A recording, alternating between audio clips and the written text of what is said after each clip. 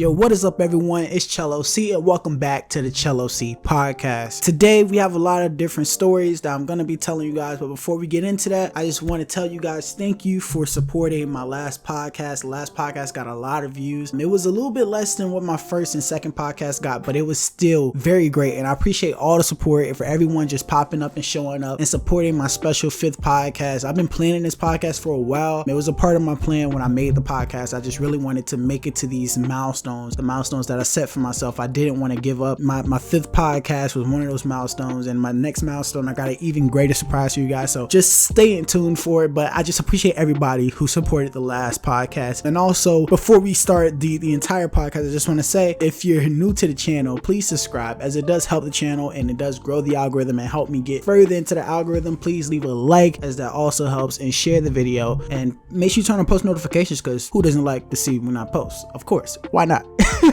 But yeah, you guys, so today we don't have that many stories, honestly. I don't know why, but the news been kind of slow lately. I know the last couple of podcasts I've been having kind of troubles finding new things to talk about. I think the only thing that kind of highlighted the last podcast was the fact that Call of Duty was revealing things. And also breaking news, one thing I didn't know, it's not even on my show notes, it's not anywhere in my show notes. Call of Duty is having a free alpha this weekend. Yes, like Friday, Saturday, Sunday. Yeah, a free alpha.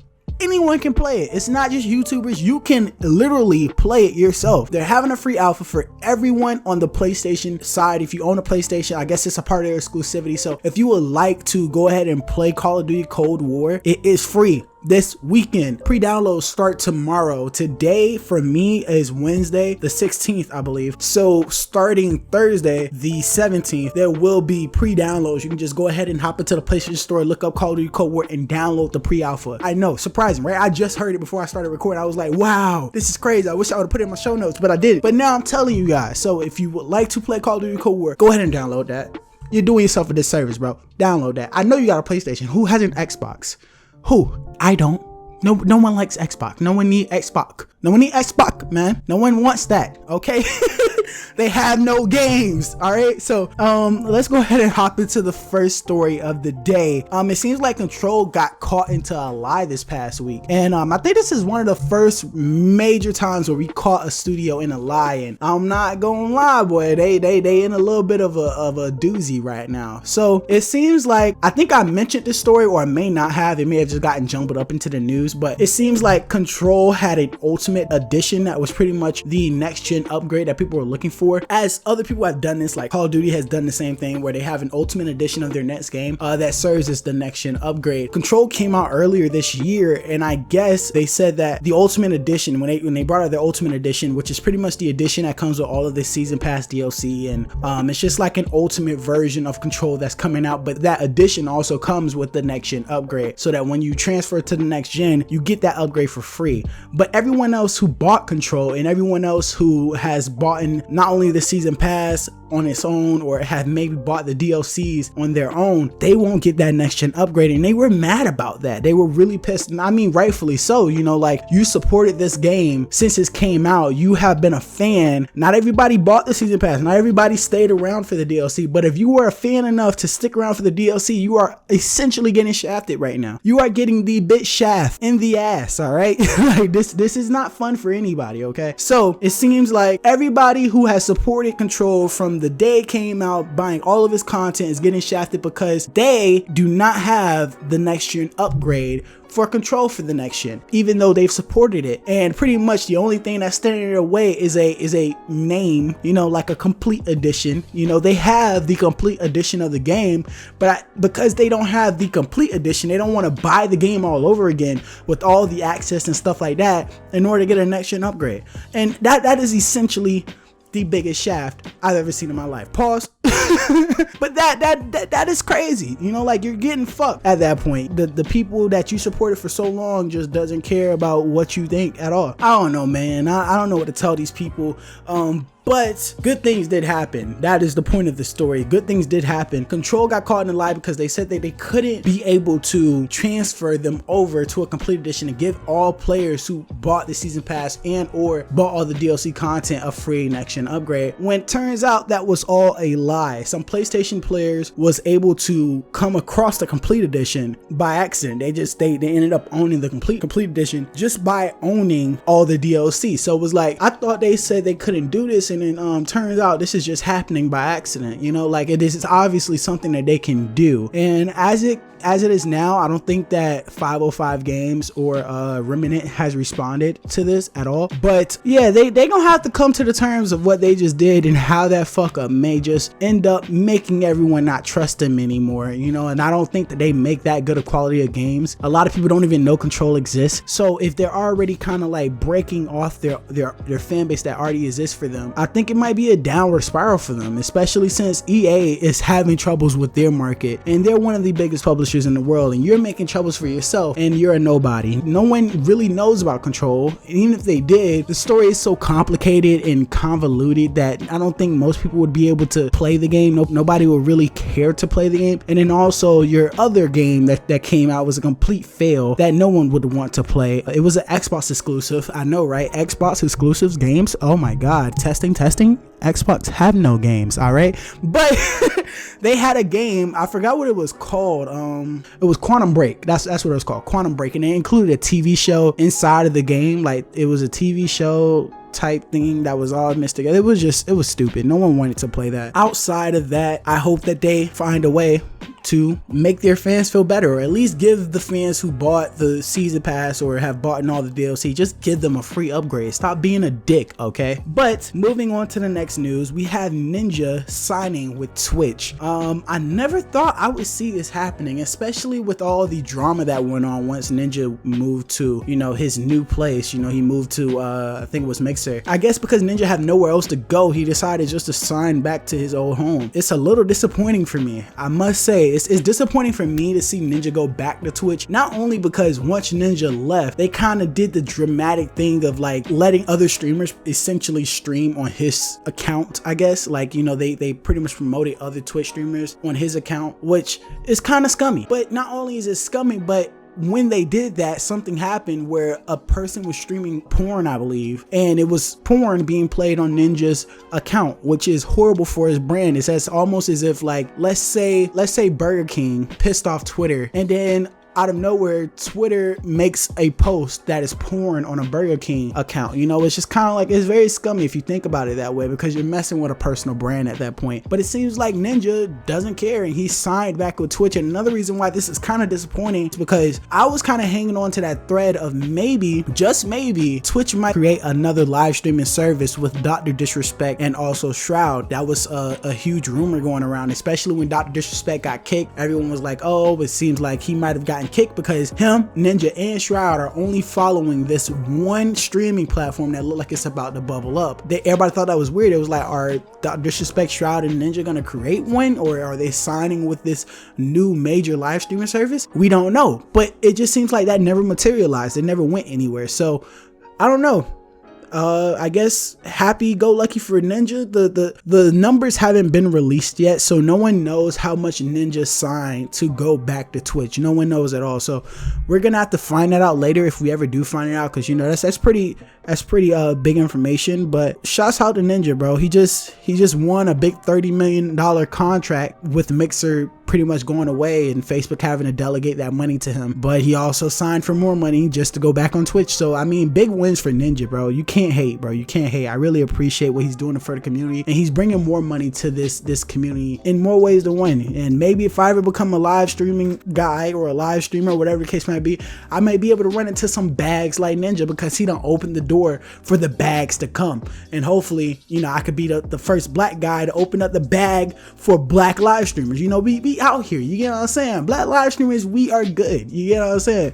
Yo, shouts out to my boy Glock, family right there. Go ahead and follow him on Twitch. He does great things, awesome things.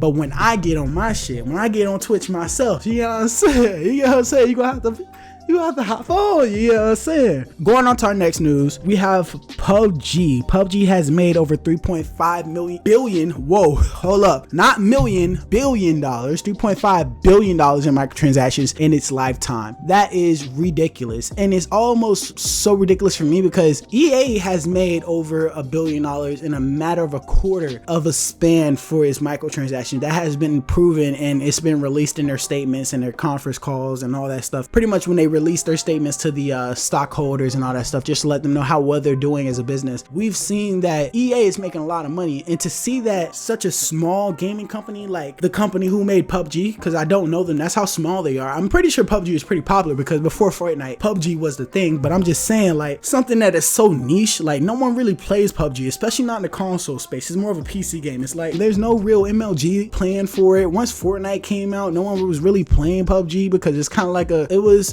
Fortnite before Fortnite, you know, like it was a very worse version of Fortnite. It's a whole different quality of game. They both have the Epic Game Engine, but that's besides the point. I'm getting into a tangent. The reason why I bring this up is because this is another reason why EA, Activision, Take-Two Interaction, or you can call them 2K Games. 2K Games is owned by Take-Two, so either way you split it. Those three companies right there, they get on my nerves because they want to charge people $70 for next-gen games while they're making billions of dollars off of microtransactions. Microtransactions are $1 billion industry, fam. $1 billion industry, okay? Billion. All right. I know I said it a lot, but I need you to understand billions. Most of us will not see billions. Pretty much all of us, I would say the 1% are the only ones that might. But we as people, you and me, you hearing this video, you will never see $1 billion in your lifetime. Ever.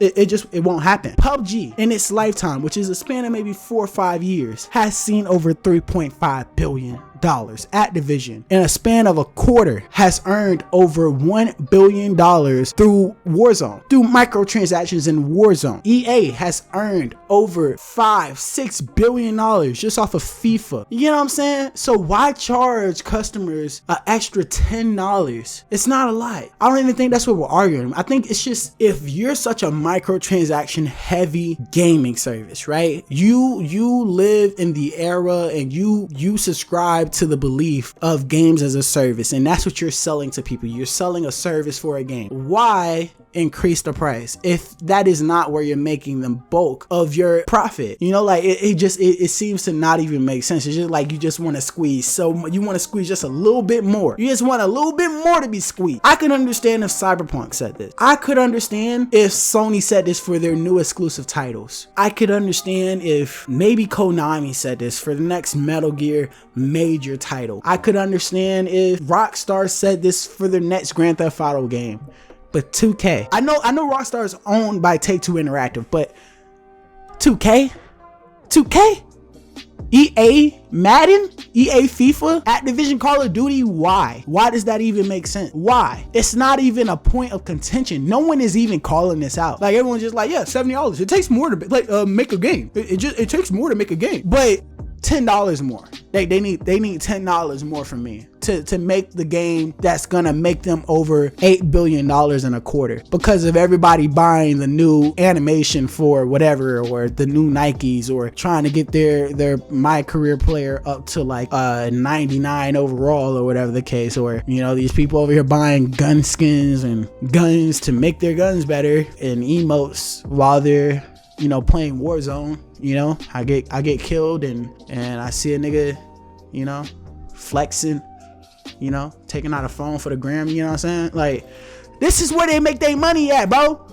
They make billions off of microtransactions. So that's the only reason why I brought this up. No one cares about PUBG, honestly. I mean, I haven't heard a person speak about PUBG since dinosaurs existed, my guy. Like, no one cares.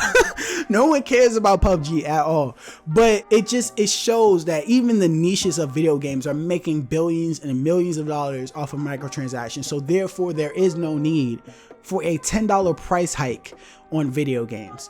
It's just gaming companies being fucking stingy and greedy. That's all it is. So also, I mean, this is also some major news. I'm sorry for all the PUBG slander.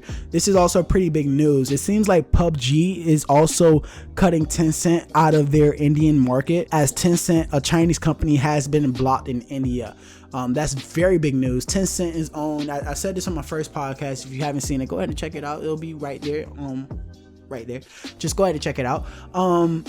But it seems like they are cutting Tencent out. And I spoke about Tencent a while ago. Tencent owns a lot of our favorite gaming companies. If not, they own a lot of stake in a lot of our favorite gaming companies. Like, for example, I think they own 20% stake in Epic Games, which is the creator of Fortnite. They also own World of Warcraft. So pretty much like Activision products, Activision Blizzard, all that stuff. So to see, a company kind of try to split away from Tencent, which is something that's not normally happening, it's pretty cool. It's pretty cool. But yeah, that's all the news I have for today.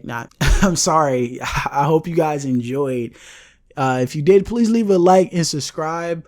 I really do appreciate you guys. I've been trying to make things a lot better as I move on through the life cycle of this podcast. I really I try to do a lot better as I go on.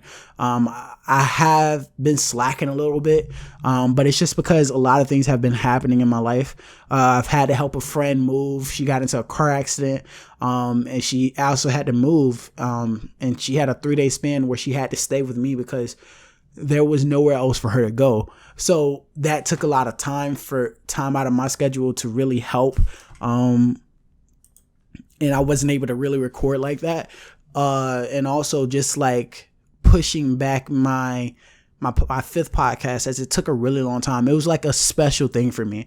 I really wanted it to be the best podcast that could come out at the time. I think that this podcast allows me to really enjoy doing videos again. Like this right here, me and you, we're unstoppable. One day, this is gonna be the biggest channel on YouTube.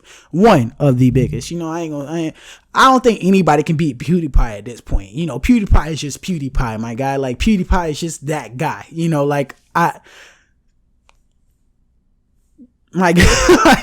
don't know what to do at this point. But yeah, one day I want this channel to surpass a lot of channels. I want it to be one of the biggest. I truly believe that is my calling, to entertain people on a wide scale. Me by myself, maybe an editor, maybe something like that. But, I want to create like a network of just making people laugh, giving people information. This is what I really love to do. So I appreciate you all for supporting. I appreciate some of the great people who have came from Glock 9th community. Not even like people who like are on his channel every video, but just people who just are in this community and see me as a friend and see me as a person who that they want to watch because I'm associated with Glock. Thank you so much. I want to say thank you to all the people who may have came to this channel maybe years ago when I pretty much like said I'm moving over here, and this channel was just in the dark for years, and you moved over and now you're seeing stuff and you're starting to watch it. I really do appreciate it. People who comment on my videos, like, you don't know how much that means to me. Not only does it help the video, but it's just nice to see people comment on something I've worked so hard on. These videos take forever, and a lot of it is because I'm not necessarily the best editor. My computer isn't necessarily the best.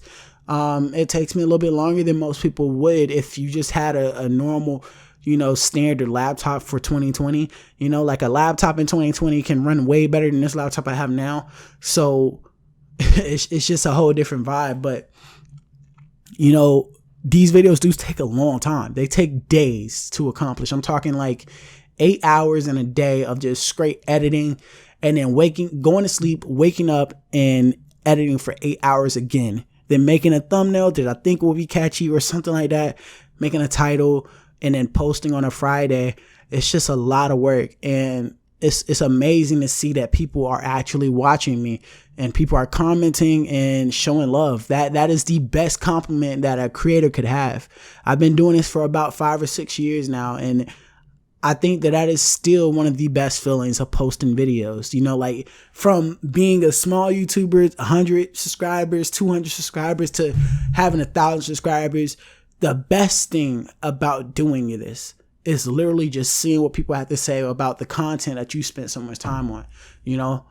Even if you don't spend as much time on it, just to see someone commenting on something that you put hard work into. Like sometimes it's not the best either. Sometimes it's literally the shittiest thing that someone can say. Like someone just really is having a bad day and they want to transfer that bad energy to you. Even that, I feel like, it's whatever. It's whatever. But they can't outrule the people that really come here and support me. The people who really feel a connection with me. And I appreciate you. So shouts out to you.